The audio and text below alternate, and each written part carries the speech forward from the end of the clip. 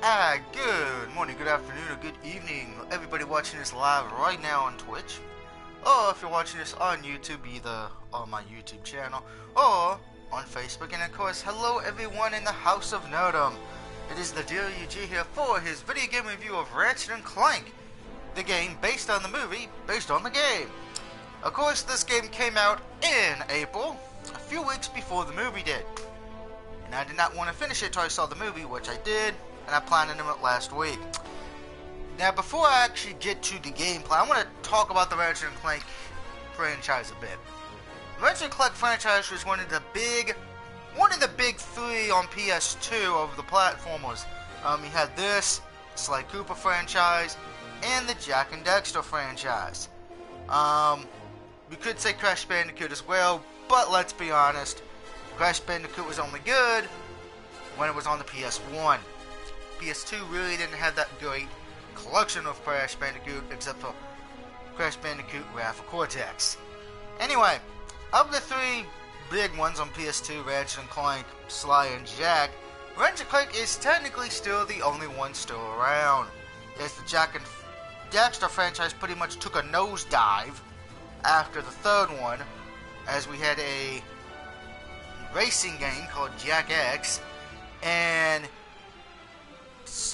something called where Jak and Daxter were flying around in planes. You know, I didn't really get to play that one too much because it just seemed like a dumb concept. If I ever do get it on PS2, I'll play it and I'll put my opinion up on my Facebook. And I suppose for the Sly Cooper franchise, it's still around doing very well. Because of course, as you know, there were the first three, and then it got got an HD update to the PS3, just like Jak and Daxter and the Ratchet and Clank games did. And Sly Cooper also had Sly 4, which was a very great game. If you have not played Sly 4, I recommend going to get it. And then of course you get to Ratchet and Clank, which has been on PS2, PS3, and of course now on PS4. And it's also been a movie. As many of you know, we are getting a Sly Cooper movie next year, which I'm expecting there's going to be a video game tie-in with that. But anyway, the Ratchet and Clank franchise has had very, very successful games. Almost every one was a success, even Ratchet and Clank Deadlock, or as it was just known, Ratchet Deadlock. Also known, I think, as Gladiator over on the other side of the pond. And what's amazing about the Ratchet and Clank franchise, it's always been able to survive and adapt. Of course, the PS2 ones were pretty much Save the Galaxy. The PS3 ones, we're actually getting to find out more about who Ratchet was. This one is a retelling of the Ratchet and Clank one I'm reviewing now. It's pretty much a retelling of the first game, and it does have a lot of clips from the movie. Now, I will tell you this, if you have not seen the movie, I'd recommend seeing it first, because the ending to this game and the ending to the movie are completely different. So I'm going to say on that note. Now, let's get to this and show off the gameplay. I'm going to continue because I'm not going to do a new game yet. Right now I'm in the depot visor. Yeah, I probably should have did a different area, but that's alright. Consider this a demo area.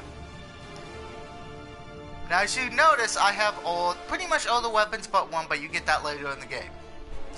I have all the weapons up to level 10, which is a trophy. Of course, the heavy bouncer, if you did pre-order it, will save your life for the majority of the game. But as you can see as well, you can look at all your weapons here, which is very nice because it tells you what the weapons are and everything if you don't know.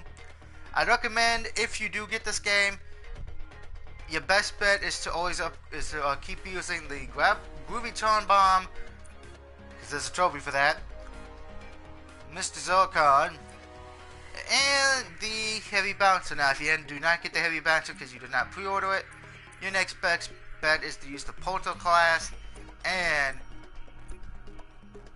the Peacemaker. Now, there's also something, and of course you have all the gadgets, you know, that have made a great return. But there's one thing that was added to this game. Card collecting. Now the card collecting will give you different stuff. You know, either titanium drop, which you need to get the special abilities for the weapons, the bulk drop, which is money, the hollow card drop rate, which is the cards, and the wrench strength. Now, of course, not only is the weapon sets, and there's 33 card sets, but there's also the Rhino cards, which I'm going to explain. You actually can read about all that good stuff, which is kind of cool, actually. Tells you also, you know, what you've had done. Now, the Rhino cards, here's the thing. This is just how you get the Rhino in the game. You have to collect every Rhino card. So I can tell you that right now.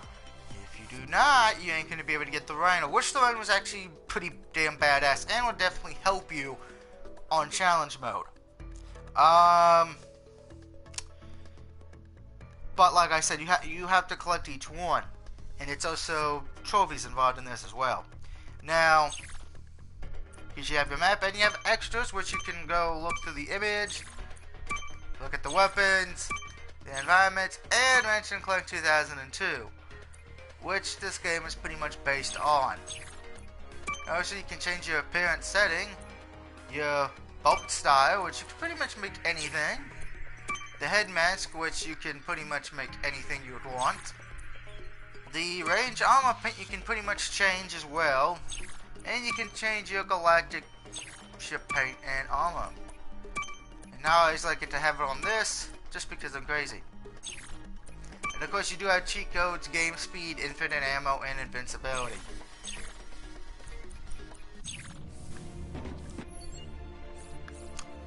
And pretty much the point of this game is you're saving the Earth. For the Starcracker terminal. Stop him at once. Chairman Drake, who was the villain in the first game. But as many people saw the movie know, he's not the only villain in the game. You also have Dr. Nefarious in it as well. And of course, anybody who's played the first one knows that Captain Quark would become a villain. And in this one, he does as well. And it's the Rhino gun.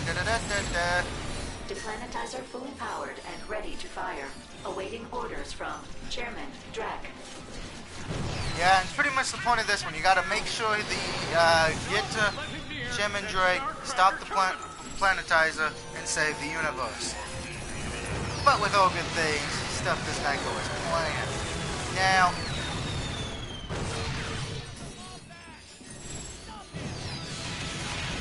the controls pretty much play the same like they did on the PS2 and PS3 games.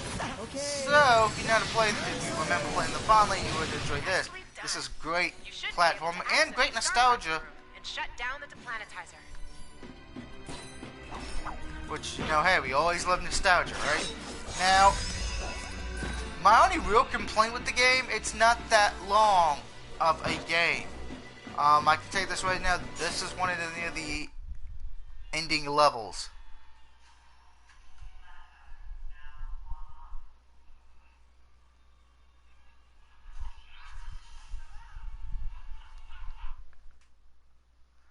Sorry about that. Apparently, and this is one thing I would tell you that may make a Let's Play this game a little hard, is the fact of...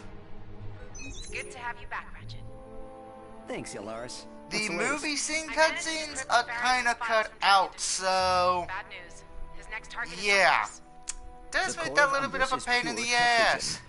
Detonating it would be disastrous.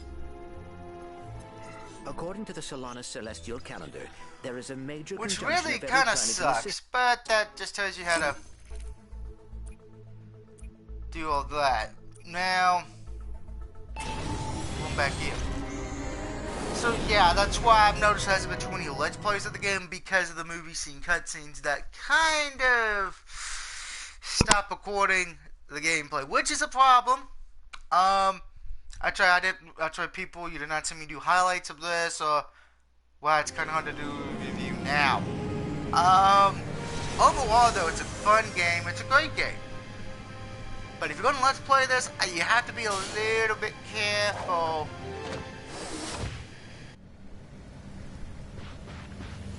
By the way, just to show this off, you can upgrade pretty much everything that you have to for a trophy.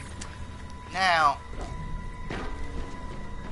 and there's actually one thing and why I chose this planet for one reason. As many of you know, back in the original Ratchet and Clank, there were 2 race levels, and there are 2 races here. And I'm going to show you the racing area. And this is the part of the video where we get to the wind down. Overall, the game is very fun, even though it is a little short.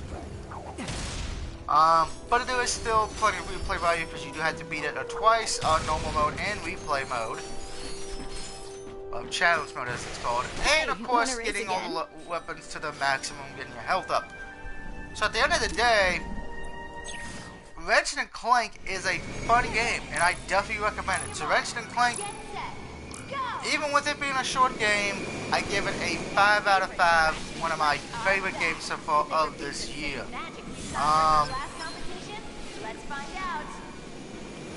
As far as for the trophy difficulty, originally a few months ago, I probably would have said it would have been very difficult because the trophy for this one was kind of glitchy and a pain in the ass.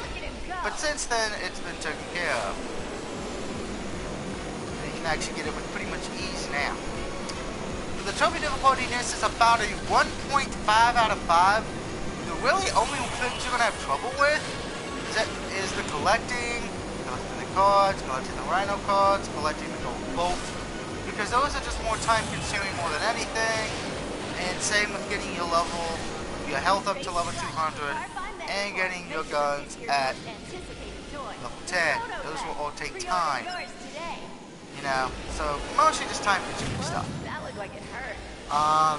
As far as for the movie, I gave the movie about a 5 out of 5 as well. I'm sure I'm the only one who did. But hey, whatever, that's why. Now my question of the video is going to be this. If you remember playing the Ratchet and Clank franchise, did you enjoy it? Do you remember it with fondness or anything like that? Ow. And what is your favorite Ratchet and Clank game? By the way, I would like to give a special shout out to everyone in the House of Nerdom, by the way, who nominated me for the Sportsman of the Year and Male Gamer of the Year. I thank you so very much. Hopefully I can win both of them. That's pretty much been the review, guys. I hope you've enjoyed it. Until next time, this is the DUG signing off saying I hope you have a great week, and I'll see you in Mortal Kombat XL, Liu Kang's Living Tower. Goodbye, everybody.